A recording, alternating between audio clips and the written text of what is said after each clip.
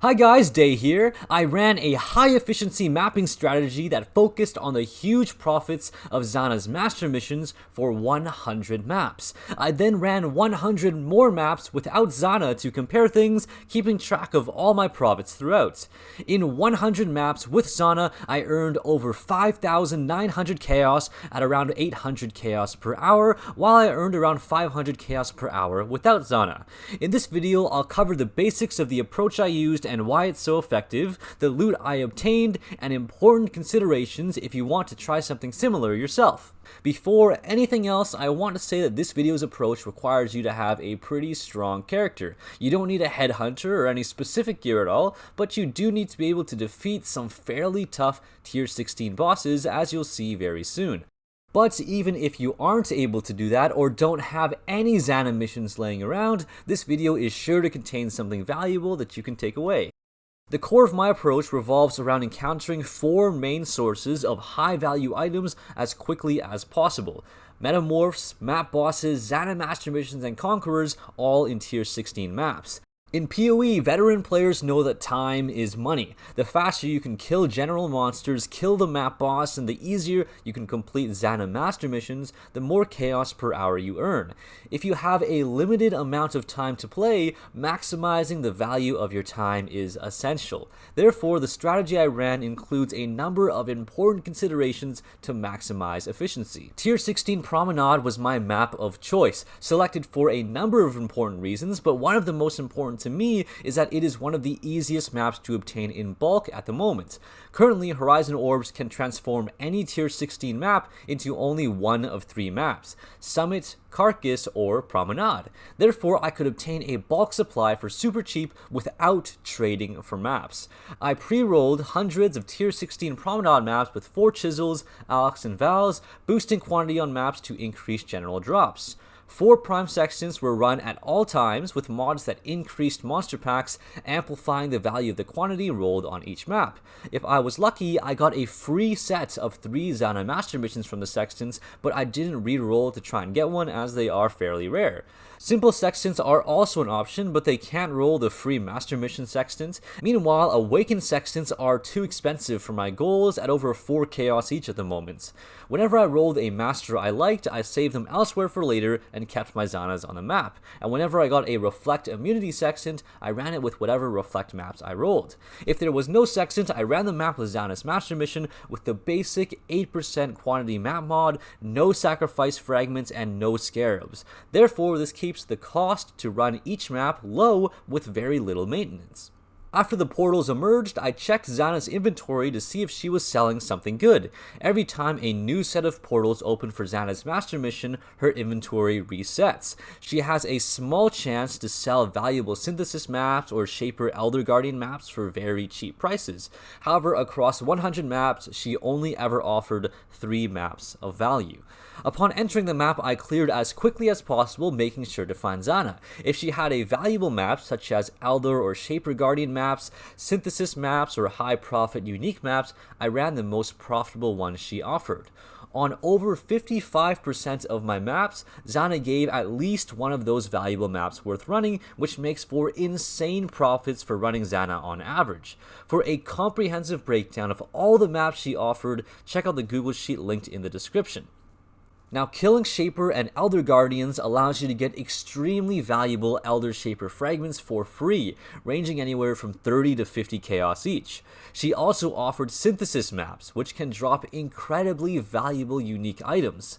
Notably, I got to run 4 free Cortex maps, which typically cost over 3 exalts each to run at the moment. And on rare occasions, Zana would even offer an Elder-influenced Shaper Guardian map, which drops both an Elder and Shaper Guardian fragment at the end for huge profits. If Zana offered nothing but red maps, I simply ignored them and didn't run them at all.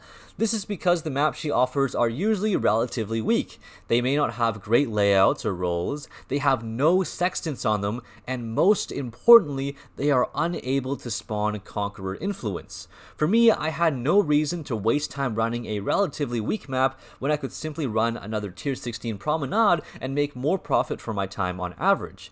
If you have an Awakener 8 Atlas, you should have tons of maps sitting around with no need to run Zana's free maps. However, you wouldn't be wrong to run her maps if you really wanted to. While running the strategy and target farming only Promenade, I was able to get active Conqueror influence on 33% of my maps, which adds an enormous amount of extra monsters to the map and therefore more drops. This single map Conqueror spawning wasn't possible earlier in the league due to bugs, but those have all been resolved earlier this week. Because Tier 16 Promenades can be cleared so quickly, this allows Conquerors and Cyruses to spawn quickly as well. Whenever I spawned a Conqueror, I jumped into the free map and finished it, and through these initial 100 maps, I spawned and killed 11 Conquerors and killed 2 Cyruses, with a third kill just around the corner. Each one of these kills has a chance to drop items of incredibly high value, such as Conqueror Exalted Orbs or Awakened Gems. After the Zana encounter, I sped towards the end of the map, continuing to clear Promenade's extremely intuitive, straight-line layout.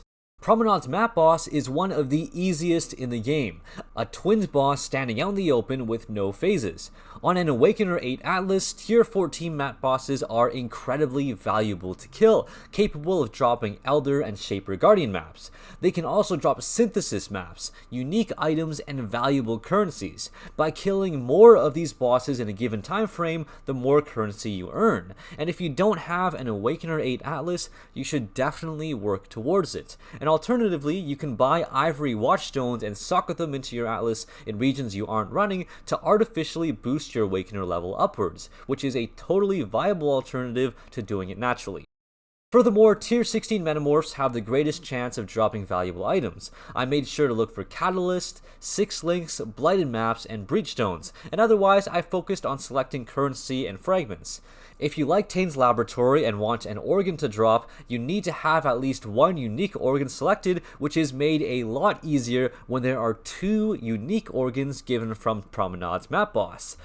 The raw drops from the Metamorph at the end of the map creates one of the most reliable sources of gradual currency gain, and don't forget to do the Metamorphs at the end of Zana's maps as well. Upon map completion, I ported out, immediately started a new map with Zana, dumped my loot, checked Zana's inventory for valuable maps, and jumped right into the next map to repeat the process, minimizing downtime as much as possible. I repeated this process for all 100 maps and tracked my profits throughout. From that initial pool of 100 Tier 16 Promenade maps run with Zana, I earned over 5,900 Chaos for over 800 Chaos per hour when you include the time it took to sell items. This makes around 59 Chaos in profit per map on average. I've linked a Google Sheet with a comprehensive breakdown of all my loot and profit calculations in the description, as I'll only briefly cover the loot here. The bulk of my profits were from the massive amount of fragments earned from Zana's free maps. You'll notice there are also a lot of Elder, Shaper, Synthesis, and Blighted maps as well, which are huge sources of profit that drop regularly from the map regardless of Zana's presence. I also got a bunch of high value uniques, and notably I got a faceted fossil from Cortex, a Chayula's Breachstone from a Metamorph, and a Circle of Guilt ring which sold for 8.5 exalts. However, to mimic atrocious RNG, those 3 drops are not included in my profit calculations. I also got a huge amount of raw currencies, fragments, and divination cards, which are all certainly nice. And in this third tab, I have tons of maps, organs, incubators, and essences, which are worth hundreds of chaos in value, but are not included in my profit calculations to simplify things and because I hate selling maps. As you can see, this approach and the loot is pretty straightforward, focused on simply running maps fast to bring out more high value encounters. However, not everyone has a bunch of Zana missions just laying around, and this is obviously a short-term strategy for a sudden boost in profits. If you have no Zana missions, you can simply run a different master mission or run Tier 16 Promenades without any master missions at all. To test out how profitable this map is without Zana, I ran 100 more maps. As a note, whenever you kill the map boss at the end of a map, you have a 40% chance to gain a random master mission. Therefore, just playing the game will allow you to stack up more missions. Of course, you can also run into master missions naturally on maps. From those 100 Zana-less maps, I earned a profit of 2,600 chaos at a rate of around 490 chaos per hour. The tabs of loot are a lot drier than the Zana missions, as you can see, but I still turned a solid profit and earned around 26 chaos per map. You can find a comprehensive breakdown of the loot from these extra 100 maps linked in the description as well. Now, strangely enough, during this extra 100 maps, I got extremely lucky. While I got basically nothing from killing Conquerors and Cyrus in the 100 maps with Zana, from this extra set of 100 maps, I got a Savior Sword worth 11 exalts from Cyrus and 3 extremely high value orbs. I also got a Cortex map worth well over 3 exalts. However, none of these big items are included in my profit calculations to mimic really bad RNG. That being said, when you're running maps and killing big bosses, if you spin the wheel of chance enough times, eventually you'll get something good. As you can see throughout the discussion here, the main focus of this video is really the importance of speed and maximizing how often you run into high value encounters to earn high amounts of chaos per hour. However, it's important to note that playing at the same pace I do is a lot easier said than done.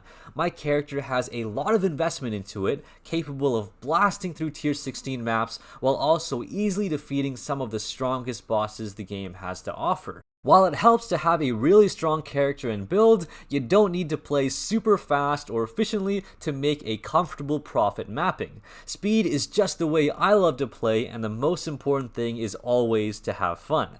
If you include profits from organs in Tane's lab, gem leveling, incubators, other master missions, you'll be averaging far more chaos per map than what my data actually suggests.